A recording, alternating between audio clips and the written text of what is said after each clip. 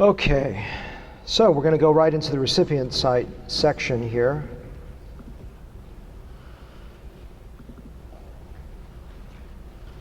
Let me see my time limit on this. Yeah, I got 15, is there 10? 10, very short. Okay, let's do it.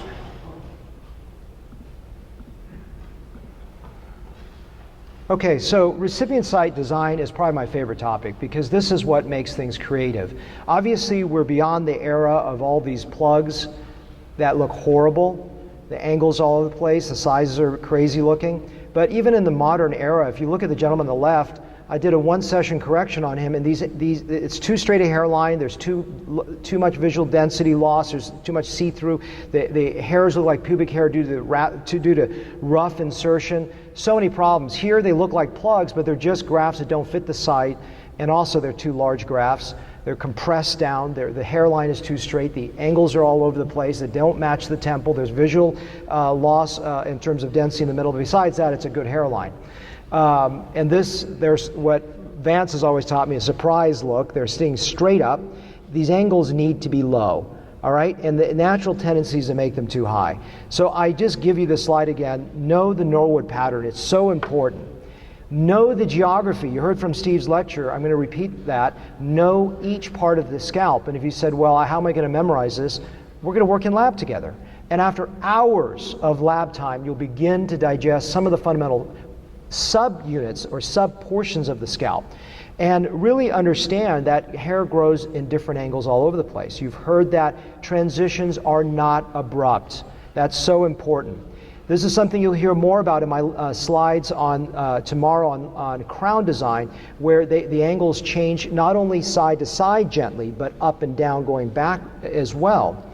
So understand that angles, when I talk about angles, that terminology for me is side to side. Direction is side to side. Angles are anterior, posterior. So those are the terms I will use, angle and direction. Now, it's not universal, but I think that a lot of people agree to those terms. I've come up with this schematic to have people understand fundamentally in a reductionist perspective model of how to understand this, is that the top of the head is flat, okay? And as it goes down to the forehead, that's where the transition of the hairline is. So you don't want to put a hairline, even though some of people that with the Norwood 1 pattern may have a hairline here, don't recreate it because that's a non-balding scalp in rare patients. And so you want to look at where it goes from horizontal to vertical. Same thing on the side. When it goes to the side, that's a transition to the lateral hump. Going to the back side, that's a transition to the vertex in the crown, which is on the vertical scalp. There's different ways to make sites, okay? I would encourage you to use sagittal parallel sites. They are the most intuitive. In fact, it's the workhorse for me still for the majority of cases. And it's just the most intuitive, in my opinion. There are some pros and cons of each of these techniques.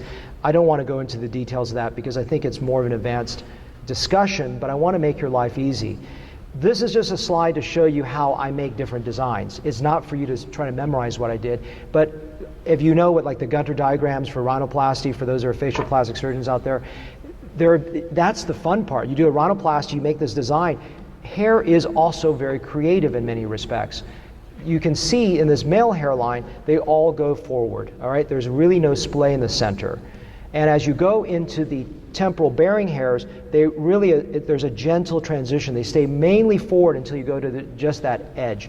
With a crown, you can start to see that there are these, not only the whorl, but everything going out to the sides are non-abrupt. Female hairlines can be more complicated in terms of designing a cowlick, but again, there are no abrupt angle changes. This is a gentleman that has these ghost hairs going this way, so I've created and replicated that same shape so that, again, I don't transect his hairs. Even though they're probably not creating a lot of visual density for him, there is some benefit to what he has there. So I just recreated what he had in a more youthful state. Temporal points, no abrupt transitions. Everything goes across very gently. A facelift that took away the sideburn, just very, very consistent angles that don't go all over the place. I used to use mainly needles. You can also do chisel blades. I use solid core, and you know, it's funny. I was studying again for the, looking through the younger book for the recertification in the ABHRS, and I found this one line, because I was getting a few patients with some cysts, and they said, well, sometimes open needles can cause some buried epidermis. So when I switched over to solid core, I actually have almost virtually eliminated that issue now. There's very few cysts I see or anything else, or little, like, you know, areas that are irritated after a month or two. So that's been a big change. Again, you're going to get all these slides later on. You don't want to make 2,000 sites and realize none of the things that were dissected fit into what you designed.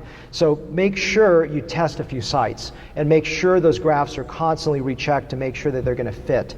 So I'm a big fan of tumescence because Vance taught me that. I do tumesce everything so that there's protection, not only protection during the harvest, but if your sites are away from the vascular bed, there's also protection, in my opinion, with that. How do you get these very low angles so they don't look surprised? You have the patient in a recumbent position so that your hand will naturally fall at a low angle. But if they're sitting and you're trying to go like this, you can't get consistent angles, in my opinion. And this opposite is true. When I'm working on the crown, I want a higher angulation. I have them more in an upright position. But that also helps me make sure that I go all the way to the bottom area of the crown to make sure that I don't miss that area.